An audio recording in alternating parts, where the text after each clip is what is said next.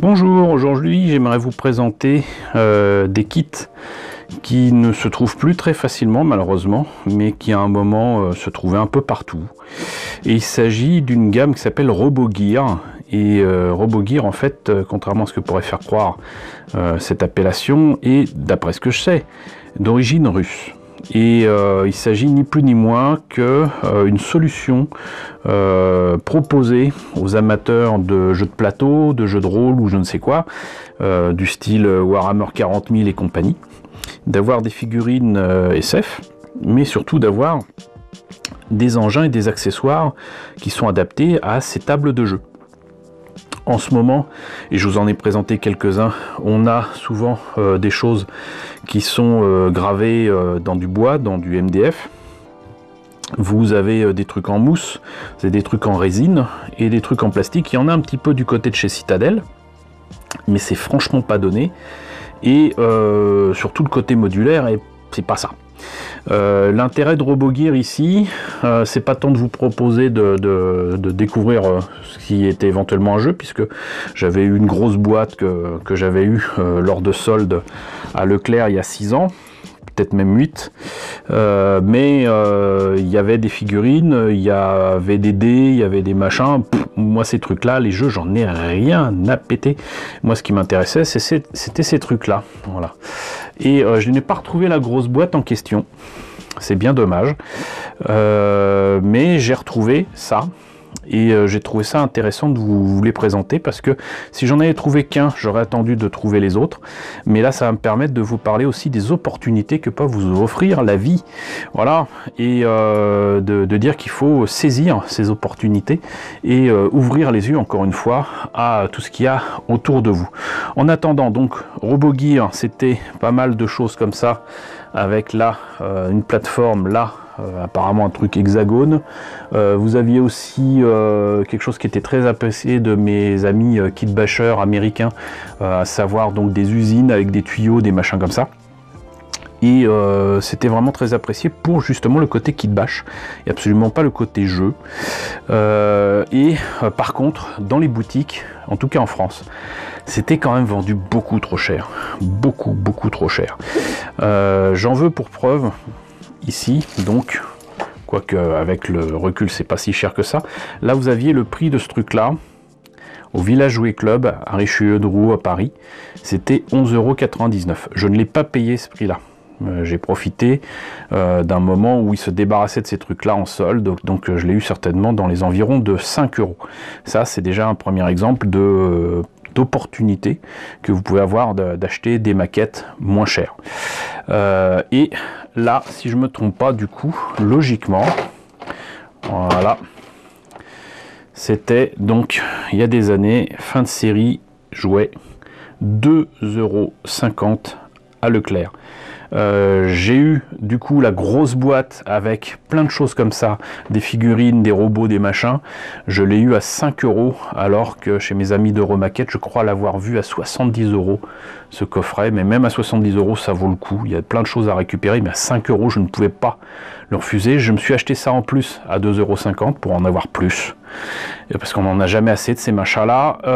J'ai acheté aussi une maquette LR un peu pourrie du F-117 que je vous présenterai un de ces quatre, et je vous expliquerai pourquoi d'ailleurs, mais à 2,50 € ça ne se refusait pas non plus. Donc ces boîtes RoboGear, vous pouvez parfois en trouver, et je pense que j'en ai trouvé une boîte aussi en vide-grenier, j'en étais bien content. Ça m'a servi pour plein de projets, notamment, je vous mettrai le lien ici, un kit bash que j'ai fait d'un Raider Cylon à ma sauce, que j'ai fait à partir d'un FA18 que j'avais trouvé d'ailleurs au Village Jouet Club, et j'avais mis plein de pièces de ce genre là pour agrémenter ce Raider Cylon ici et là. Donc voilà, ça peut être utilisé pour plein de choses, en plus de faire des décors de SF sympathiques. Donc ce que je vous propose, c'est qu'on voit un petit peu ce que donne chacune des boîtes. On va commencer par celle-ci qui m'a l'air d'être la moins lourde. Je ne garantis pas que ce soit complet, mais au moins vous verrez certaines des pièces. Voilà, donc effectivement c'est loin d'être complet, je pense qu'il manque pas mal de grappes, mais vous voyez, donc c'est dans un gris un peu argenté, Là c'était une espèce de tuyau. Là qu'est-ce que c'est? C'est une carte pour jouer, j'imagine, RoboGear Battle. M'en fous. Mais voilà. Ce qui nous intéresse ici, c'est ça. Et là, vous voyez immédiatement que pour mettre sur des vaisseaux, pour mettre sur des décors, pour mettre sur des trucs mécaniques, bah, c'est juste la méga joie parce que c'est super détaillé. Là, voilà, vous voyez, c'est quand même assez chouette. Le problème, c'est que là, il n'y a rien de l'autre côté.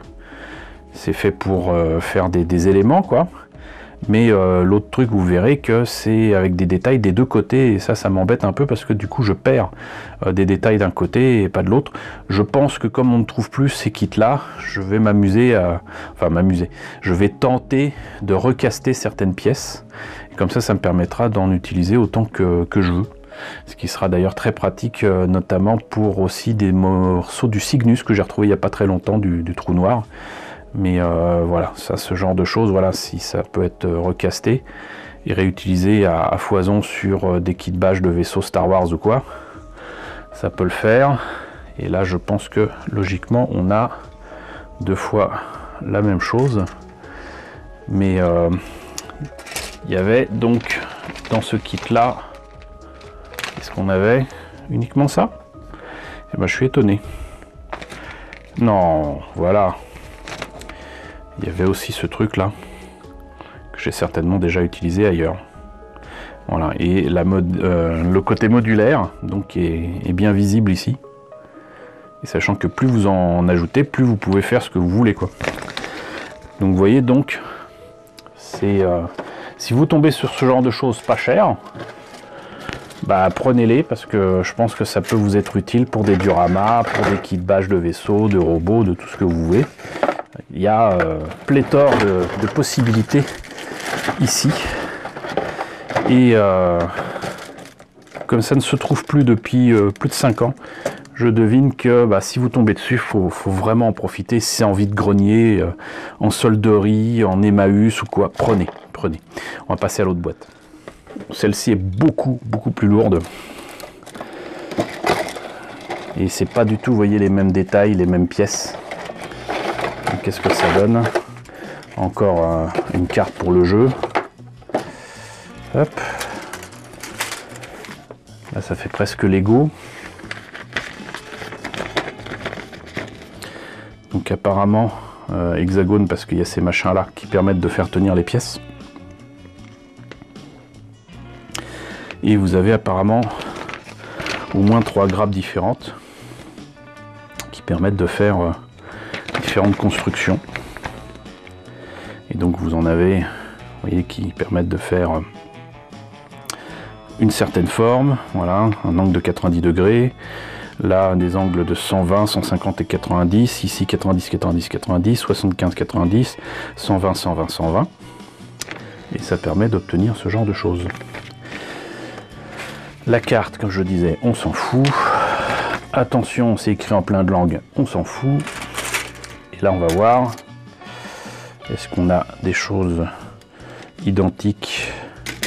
Apparemment, oui. Donc, hop. Pas la peine de vous en montrer, du coup, plus que nécessaire. Bon, c'est pas grave.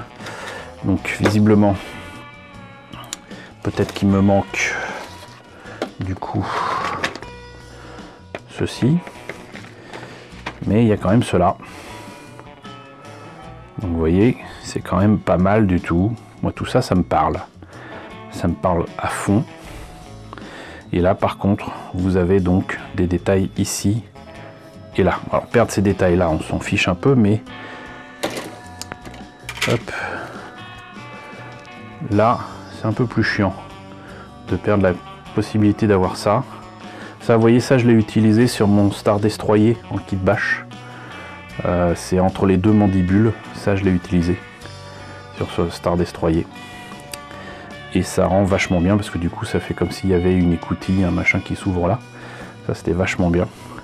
Ça je l'ai pas encore utilisé, mais ça je l'ai utilisé sur le Raider Cylon comme je disais. Et Et là vous voyez qu'il y a plein de détails sympas. Ici, là surtout.